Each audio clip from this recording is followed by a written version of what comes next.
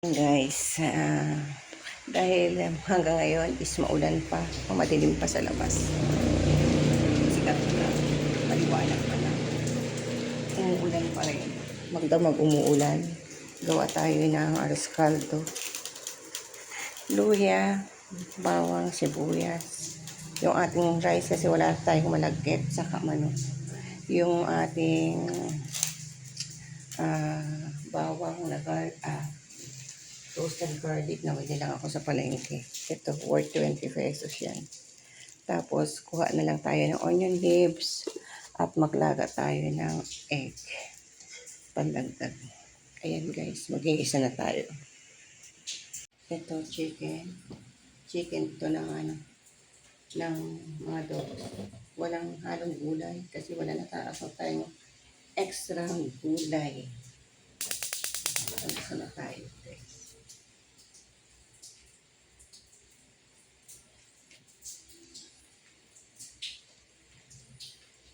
Lagyan natin ng oil. Dito natin lahat. Yan. Hindi pa ako makaakyat sa taas para sa onion leaves. Yan.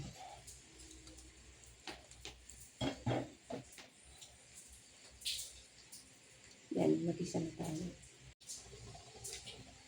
Mag-isa na tayo guys. Ayan. Ang ating samahan na natin lahat.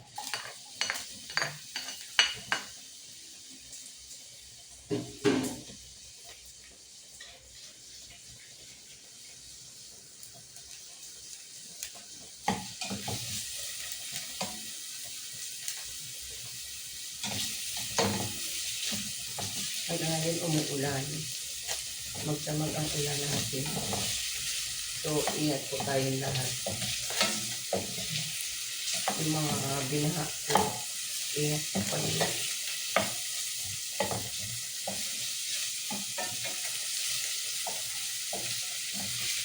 Magdamag talaga yung ulan. Tapos malakas pa.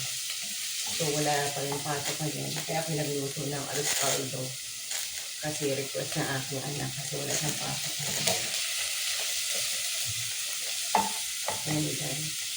Medyo light natin ang brown. Tapos lagay natin ang chicken. Ayan ang tsura guys. Andyan na yung chicken. Andyan na yung rice.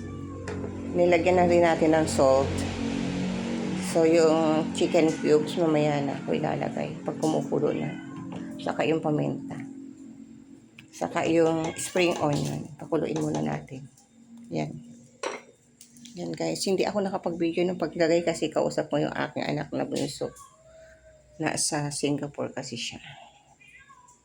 Ayan. Update later. Ayan na guys. Almost done. Meron na tayong spring onion from rooftop. Lagyan natin siya.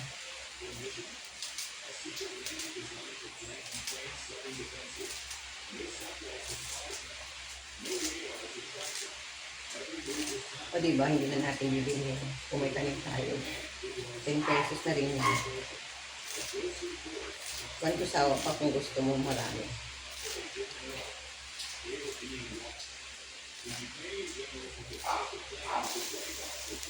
Tulad na natin.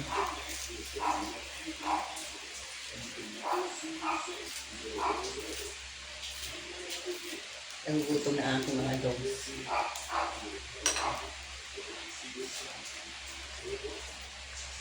Ayan guys. Ang ating arroz caldo.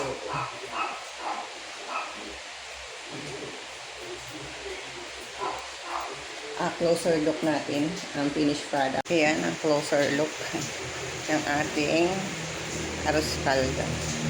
Mamaya lalapot pa to pag ano na, may malamig na.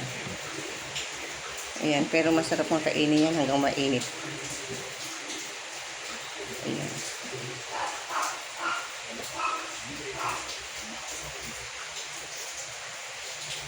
Kain tayo guys. Thank you Lord sa blessing. Ingat po tayong lahat. Lahat, panay pa rin ang ulan. Bye. Kain tayo guys. Aros kaldo. Mukbang tayo. Naglalaba kasi ako. Naligo na ako kasi naulanan na ako eh.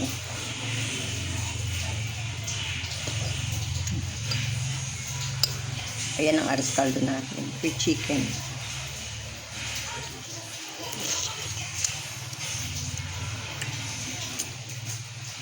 May nalimutan akong ilagay. Ito oh.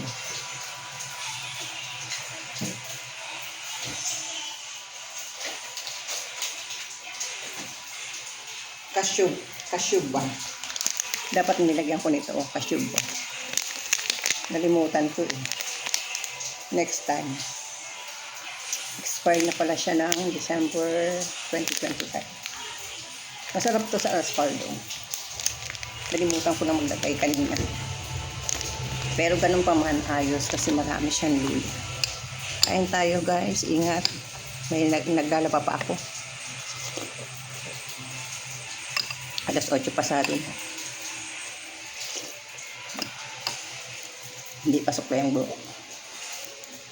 Kain. Pinalabas ko itong aking dalawang malalaki.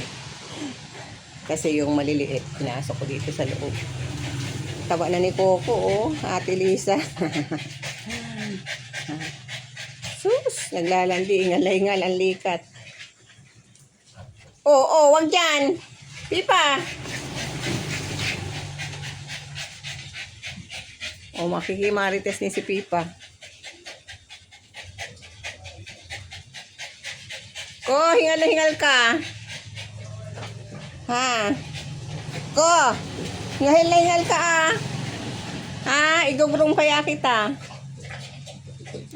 Huy, anong nagawa mo dyan? Oo, wag yan, Pipa! Hello guys, ulam natin for tanghalian is pako na may susok. Gagataan natin. Pinabad ko kagabi kasi binili ko to kahapon. Ayan na. Alisa natin pa ito, isa ng dulo yun. Yan. Yan. Yan ang ulam natin. Pako, 50 yung ganito. 50 din. Ito lahat, 100. Yan. Luto natin yung mamaya.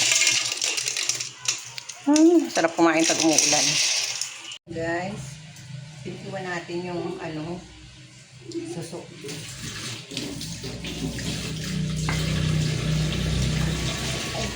So, pwede naman mo natin ito. Yung kutsilyo, pwede. Ito yung ating pako. Limayin natin yung pako. Yan. Dalawa yan. Yan. Nakita ko kahapon kasi bargain kahapon sa Orion Market. Orion Public Market. Ito, pintuan natin. Yan o. Matrabaho nga lang, pero pag may kata nito, masarap naman. Ganyan lang guys. Huwag na tayo magpukpuk at makalat. Ayan. Update ko kayo later. Ayan guys. Oh. Ayan. Ganyan na. Ano yung Coco? Kokoy. Ayan. Ayan. May pasaway sa aking likuran.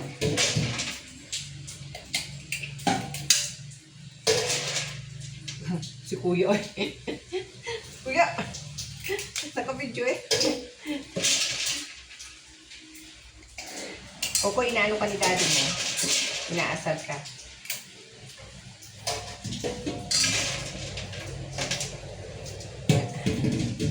Oy! Ito po yung difference, oh. Yung hindi pa napipintuan. Yan. Tapos napintuan na. Yan. Anak, hindi pwede sa'yo ito. Hello guys. Tapos na natin. Mapintuan lahat. Yan lang, oh. 100 pesos yan. Tapos, yung pako naman ang ahin. Anyway.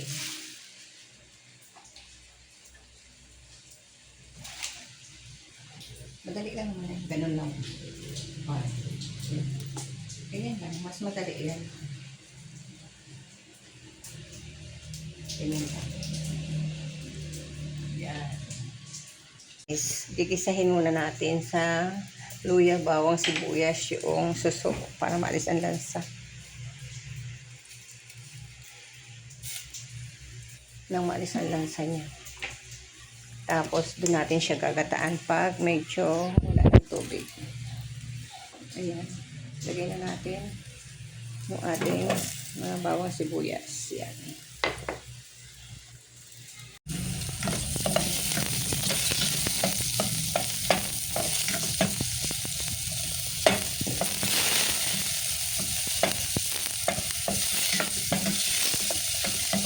Para maalis ang lansa.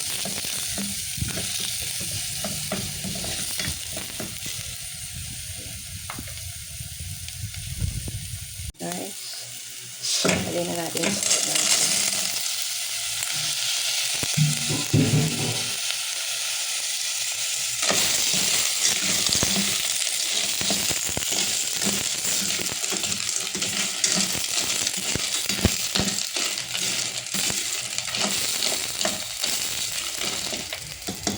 tapos later, lagyan natin ng konting tubig. So, nilagyan na natin ng gata. Ayan, may gata na siya. Maya-maya natin nalagyan ng seasoning. Maya-maya na natin lagay yung pako.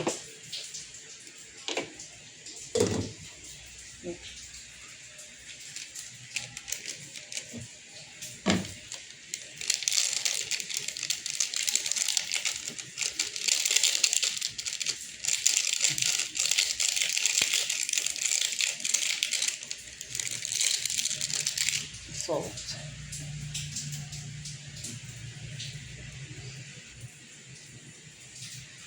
At saka yan lang, pakuluan na natin siya. Pag nakakulo na tayo magpako. Ito na yung pako natin. Nilagyan ko na rin ng onion rings. Sinama ko na. So, ilalagay na natin siya dito. Sa ating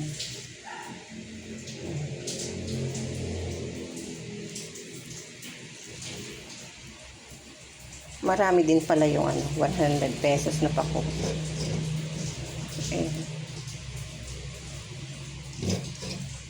Say din natin at sayang kasi. Pag naluto yan, kukunti na.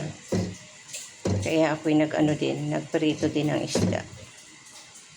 Ang dami nagtitinda ng ngayon, tilapia.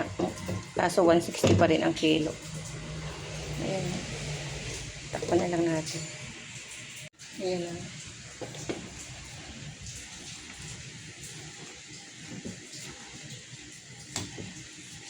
May seasoning na naman siya. Kukunti din naman to pag naluto na.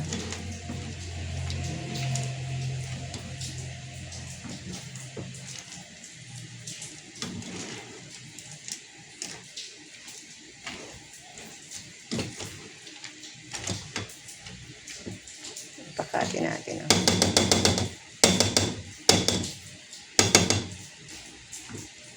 Pagkatin na ng konti.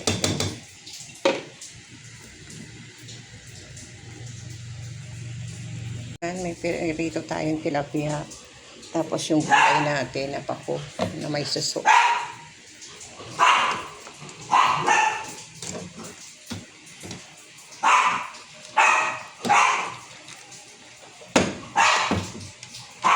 Kukunti na.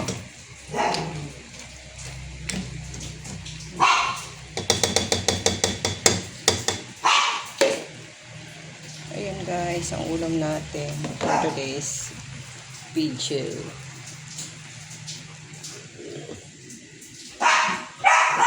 Ayan. Ayan guys, thank you Lord sa blessing. Oo, sa may Kain tayo. Kaya nga ko yan. Pagkadis ko lang. Tingnan mo kung bumabaha. Ay, si ano, kailan na muna. Daan lang. Si Ami. Tanong natin namin. Sa daan lang. Ano pa kayo eh? Pero ngayon, hindi Ito naman. yung may gataw. Nung umapo yung mga Sarap. palit daan. Ay, Ano? ay, low tide ngayon, hindi kuan. Kaya hindi babahayan. Kaya lang kasi noon, nasabay sa high tide. Pinip. Sarap. Kain po tayo. Sarap.